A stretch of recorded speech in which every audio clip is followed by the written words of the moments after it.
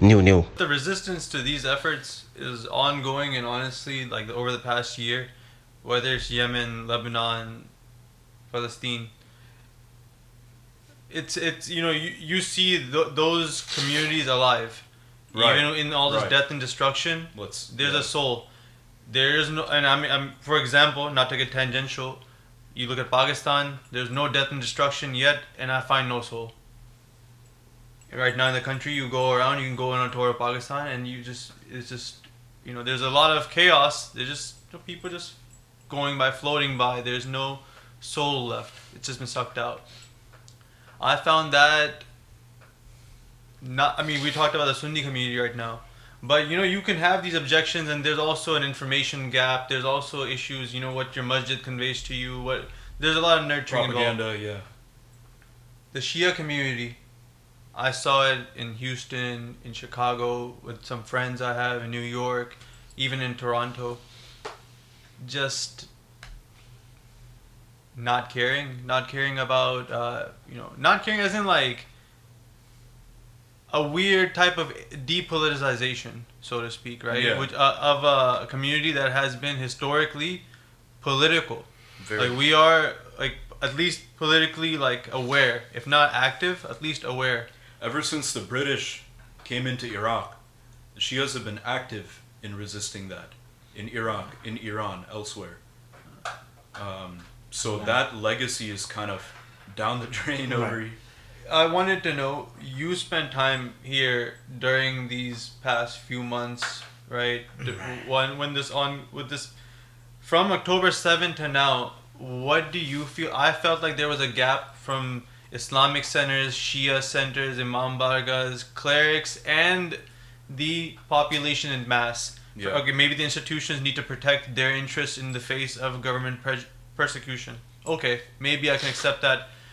The populace who have nothing to lose are also depoliticized when you have your own quote unquote Shia brothers, Muslim brothers, whatever, who are willing to lose everything and still fighting. Right. I think, and I think in terms of Islamic centers and stuff, I think that would need a very special episode on its own. Another one. Another one. We are not 2.0. Another one. We did this We one gotta a add little that. bit last year because we talked about this after October 7th. It was shameful to see that what our leaders have stood by this cause, and when this cause came to the forefront of the whole world, our people are the ones who are kind of abandoning it in this country. I'm not talking about the world right now. I'm talking about the zip code. Right. I'm talking about this area right now. Sure. Yeah. It's being in the most privileged position of any Shia in the past 1400 years. It's disappointing. In the past 1400 years, the most privileged situation is this community right now, right? Both access to resources and the safety that we enjoy. And we, I guess, have made that trade that became evident that, okay, we'll trade in this safety and security and this, these dollars to be quiet. Right. Maybe that's hyperbole. Right. So like I said, I think in regards to the institutions and the centers, we're gonna have our like own little episode for that. But in terms of the Shias' reactions, right, we're gonna have to see what is the root cause. I think it's more so the love of convenience, the habitual status quo lifestyle that we have, that has prohibited us from even doing things or saying things that we would have done otherwise. I used to think that there's a strong, or at least in the mainstream, your mainstream Shias would have, and they used to, I would say a couple of decades ago, when there was still that, Palestinians are Sunnis, we are Shias, we don't care, whatever, right? But I think as the time has passed by, we are past that phase, but still the reaction is not the same, right? Why? Because mostly because of the the lifestyle that we are used to, and the unwillingness of letting go of that lifestyle. Um, we are living in a society, brother, that you, when you're disposing of your things, your items that you don't use, right? You put it in that donation box and you call it sadaqah. When you are calling your disposed item as charity, I want you guys to think about the mindset that we're talking about. Yeah, no, The definitely. lack of sense of sacrifice, right? The lack of realization that, look, good deed is good deed as long as it's in my comfort zone. But I'm not going to do a good deed if I am put in an uncomfortable situation. Why is it that we weren't, like, we are the ones who have been carrying the flag of Quds and Philistine in this city for last, at least couple of decades, right? Every year on Day of Quds. Why is it at a very critical moment in history where it's like make it or break it, you're on the right side of history or you're on the wrong side of history? Why is it that there was no presence for us during encampment? You were there. What was it? What were some of the excuses? Did you feel that they weren't for the cause? They were for the cause. They were like, yeah, but we've got exams. Like you told me yourself. Before the encampment, before the encampment. So there's just a lack of initiative. I feel like the biggest thing that I've noticed is an unwillingness to leave your comfort zone. That's right. The things, your safe space, the things that you're used to doing, the people you're used to being around, right? Going away from that and trying something new for a higher purpose that doesn't serve your own immediate or even long-term interests that you can see at least, right. is something that is uncomfortable. Despite any maybe marginal awareness that there's a necessity for that kind of action, it doesn't outweigh their comfort, right? Now I don't know why that is. I've tried to psychoanalyze that. It's a look. There are a couple of factors. Is it people? It's embedded in our. I think if you talk to anyone about charity or philanthropy, what are you gonna do for the community? I'll do philanthropy, and it's a lot of like, hey man, I'll give you my leftovers, but you can't sit at my table. You can't eat from my plate, but whatever I have, you have whatever I didn't eat. You can have after that. Right. Yeah. I find that seeping in, obviously, like more so in the community now than before, and I'm not talking about only the Palestine issue, because over the past year, you've had Shias die in. That's what I'm saying. It used to be that, right? Yeah. So what he's asking is, what Sean is asking is like, why is it, right? And I think there are a couple of points that I would like to mention over here, or in my humble understanding. One of the reasons that we have such a mentality is because of the KPIs of success that have been ingrained in our minds, right? And that's previous generation, because they were the immigrants, right? They had something to prove that they left their family, they left their homeland for something, right? What was that KPI? They had to make it. So this said that those KPIs, and they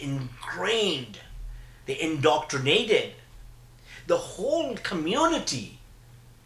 There are generations and generations after generations, like with that mindset. What was the KPI of success? The KPI of success was like, you gotta make more money. You gotta have that job. You gotta have that GPA. You gotta be in that university. You gotta have that major.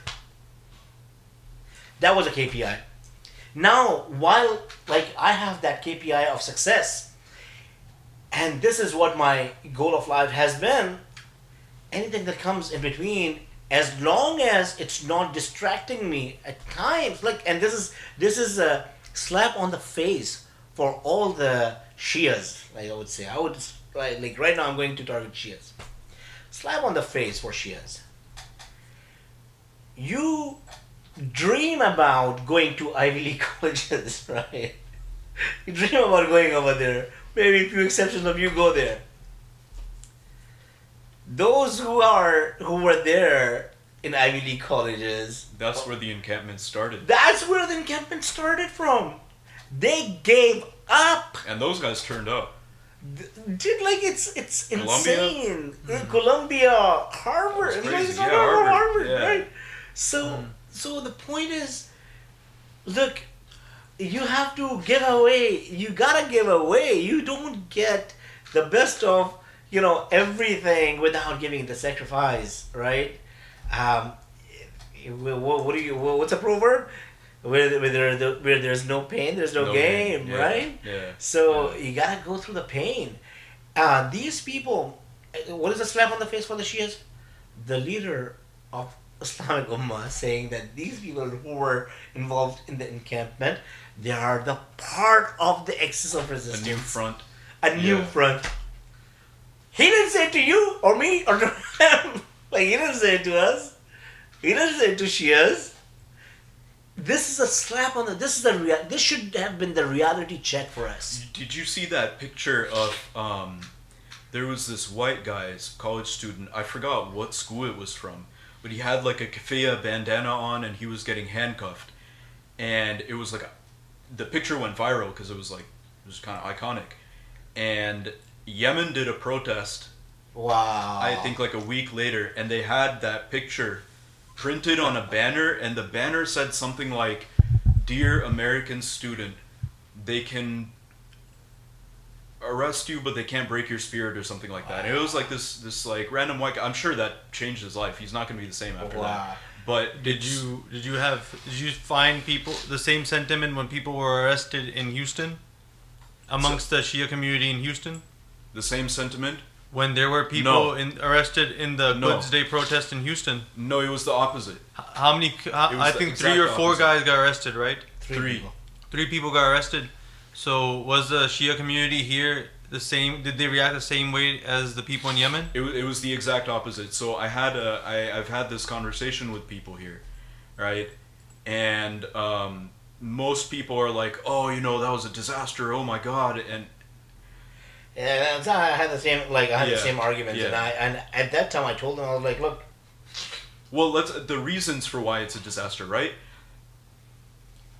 There was disrespect to the police. They were telling you stay on the sidewalk, you didn't stay on the sidewalk. So this to me is a classic example of lack of political consciousness. okay, right. So that was one reason. Yeah, you're right. I just want to make a point on that, right? Do you understand what the police? Oh, it's just a guy doing his job. Okay, that's fine. What is the relationship between you and the police and the state that you're protesting against? The state and its policies and its goals they exist on paper or on a hard drive or on a cloud. There needs to be an apparatus to enforce that. The enforcers of state power domestically are the police, same as the enforcers of state power in the overseas is the military. So if you have a problem with the military, because of what it is fundamentally, why is it different here?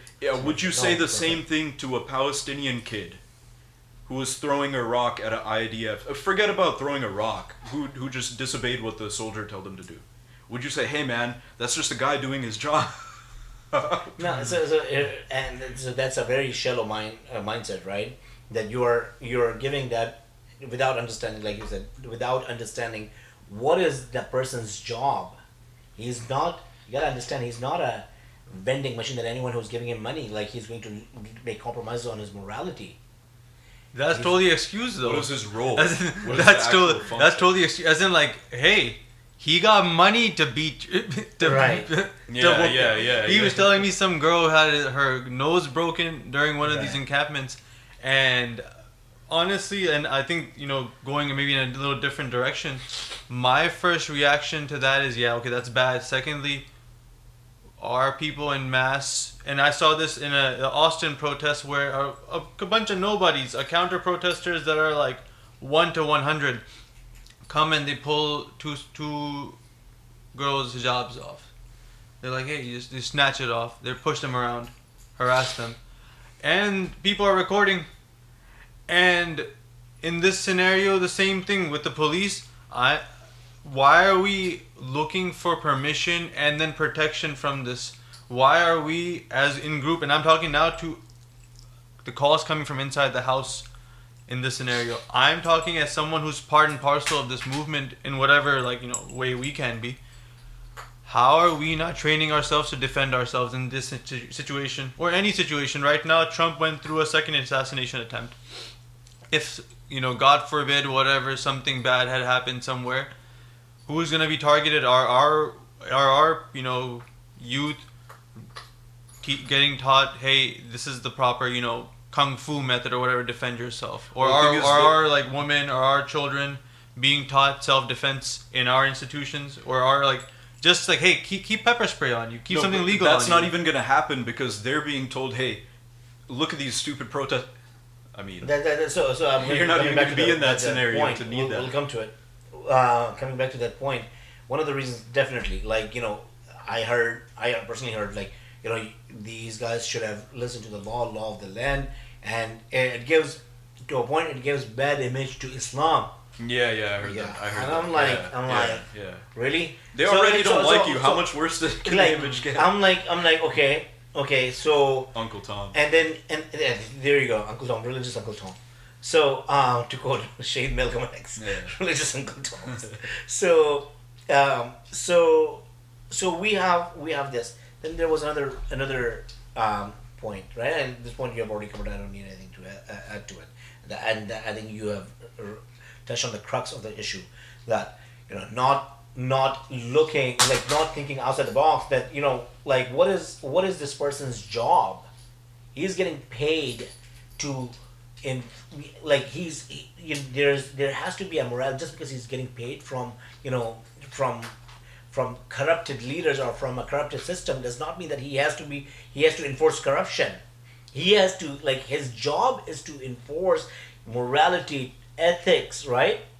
That's the ideal, yeah. Right. No, I'm just saying that if they're giving the argument, that's you've already hit the crux. Right. Yeah. Coming into the second point.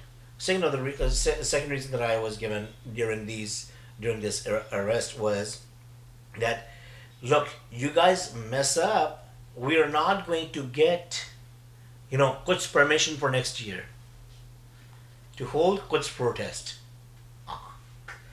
Because of your hastiness, we would not. This is a short-term approach. We would not be able to get Quds protest permission for next year. Brothers, protest. You're protesting. Right?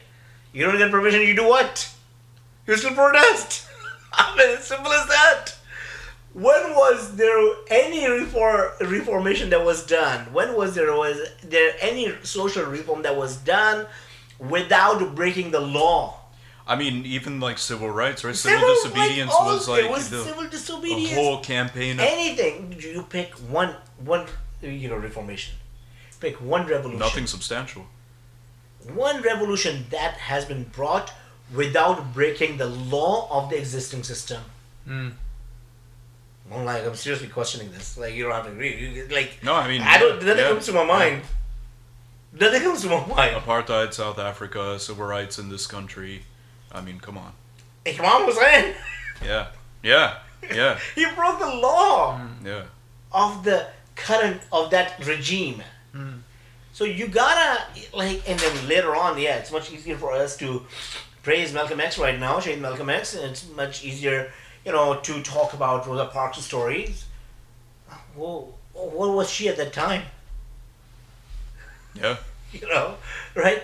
So even if Quds permission is taken away, which even if, dude, at times you have to see what's at stake. Where am I gonna see my friends next year? What's at stake? That's one point.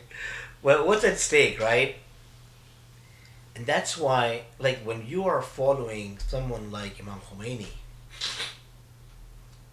and maybe this could give us some vision. Imam Khomeini in the modern times, he was told that whatever you're doing is going to get a lot of Shia youth killed. And it wasn't like guys like me and you were telling him that. Like there were guys who were wearing these big turbans. They were telling him that. What you're doing is going to get a lot of Shia youth killed. What you're doing is going to close our Hausa system, seminary system. And these are, again, good people, quote unquote, good people that are telling him. You're going to shut down the educational reform that we can do. Let's do the reform through education. See, like, it's a good argument. How, you would not be able to do anything in future if this gets closed down.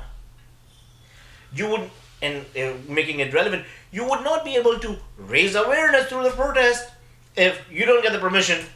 Now, I find those people tend to be people who are not even into this stuff anyway.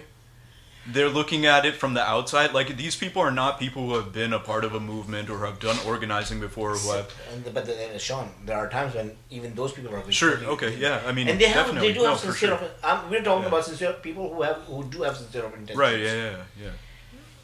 Yeah, I mean, honestly, like, I feel like if you're conducting these protests in this ritualistic manner, I personally don't care. I mean, as in, like, you're talking about, you know, sometimes, like, I find myself...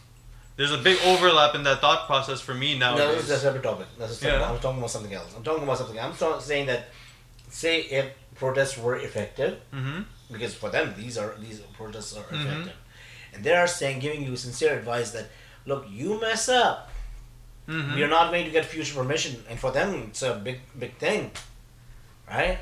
And say if protests were happening based on your utopian mindset, right? So no, I'm just pulling your legs. Yeah. Don't get. I got confused. I'm just like, it's all European. No, I didn't understand what you meant.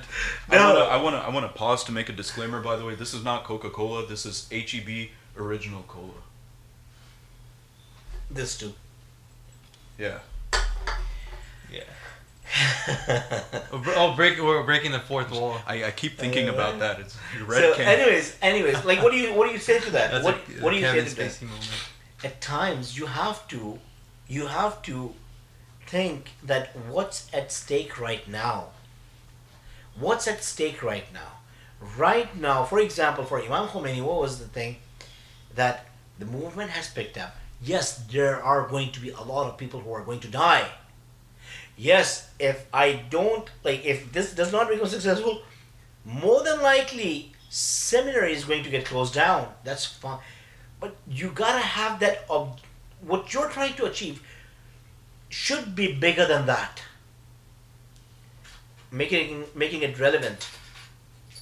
Okay? We are not going to get the permission? Let it be. We are not going to be able to protest according to the laws? Let it be. Right now, as the genocide is happening, and my voice is being censored, the narrative is being censored, I'm going to do anything and everything to get my voice out. Even at the expense of having it completely censored next year. Right now, I have the opportunity to make my voice. Did that happen? Absolutely. Absolutely, in Houston that happened. For the first time, all the years that I've been attending, for the first time in their media outlets, it was that particular protest was not labeled as pro-Palestinian protest or pro-Hamas protest.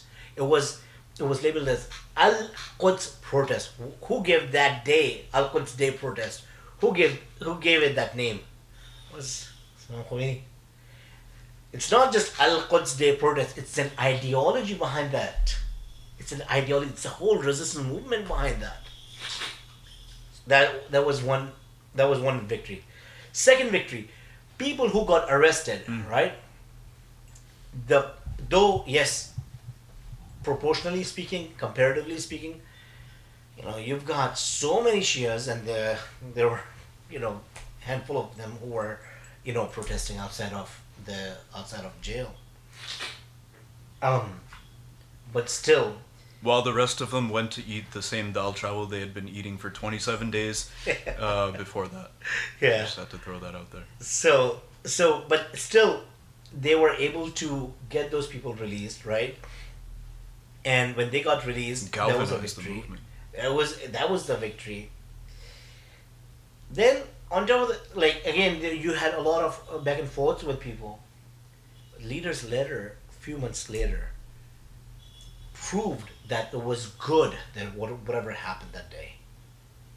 For people to not to follow the law. Say for example that you've got some Shias who say that okay Imam Khomeini, we don't believe in Imam Khomeini. What about Imam Hussein?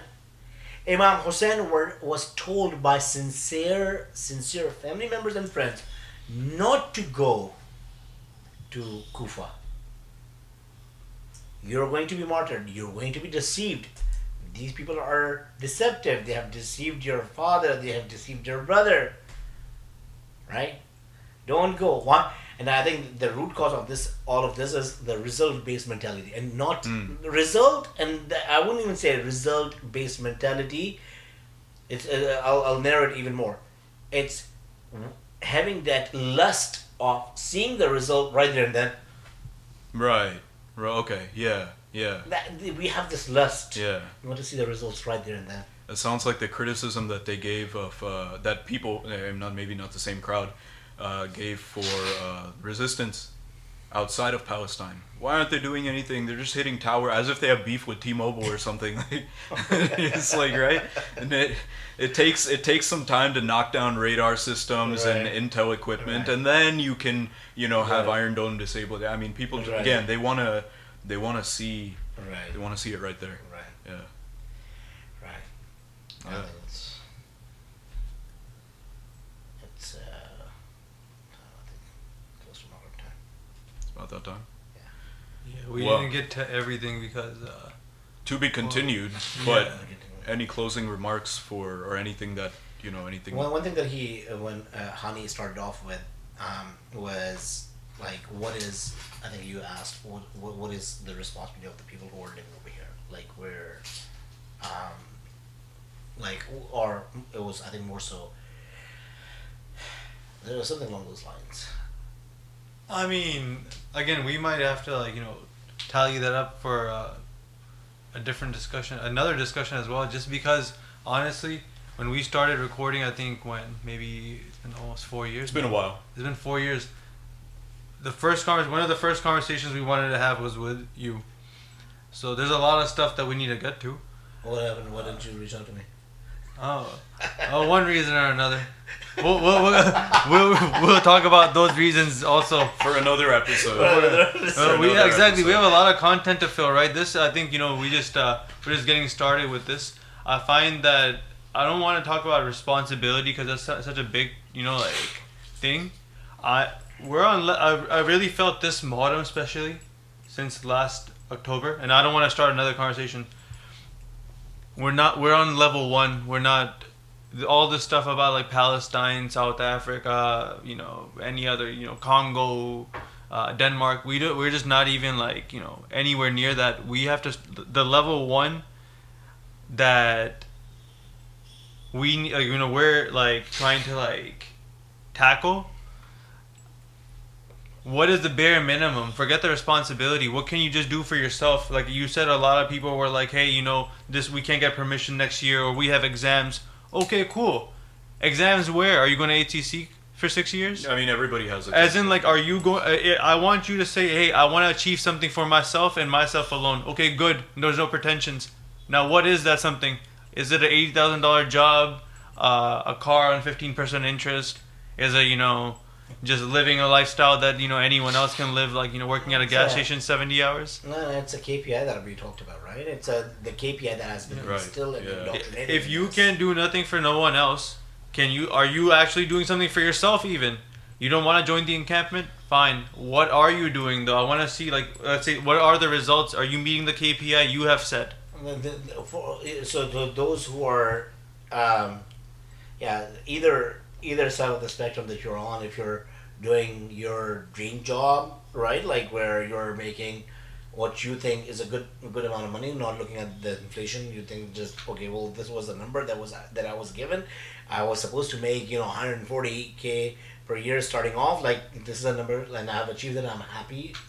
So you've got that side of spectrum, and then you've got the other side of the spectrum who's like working like, dogs and cats, from morning till evening, just so that they can make their ends meet. They both are in the same situation. They both are in the same It situation. turns into a golden handcuff. Yeah. It turns It into is. That's yeah. exactly what it is, bro. Yeah. Yeah, it's That's exactly what it and is. I think these are the issues we have tried tackling in the past before COVID, which is okay, like how are we getting our paychecks? What are we doing with it collectively? And collectively, there's a big gap. We don't want to point fingers yet. That's for the next episode. But it was great talking to you. Thank you, it's been thank you good. for joining us, and I'm hoping we can keep on doing this. Yeah, yeah. And I want to thank Hani, not me. When we'll be having him on, so we have a proper introduction. Yeah. So moving forward, but yeah, Thanking him for the whole video setup. Yeah. This is That's the first not this episode. honey. That's Yeah, the that's other a honey. different honey. This is Yeah. the first episode Honey, that we thank had you. with videos. So, Bro. amazing. Always a pleasure. Yeah. Always a pleasure. yes, sir.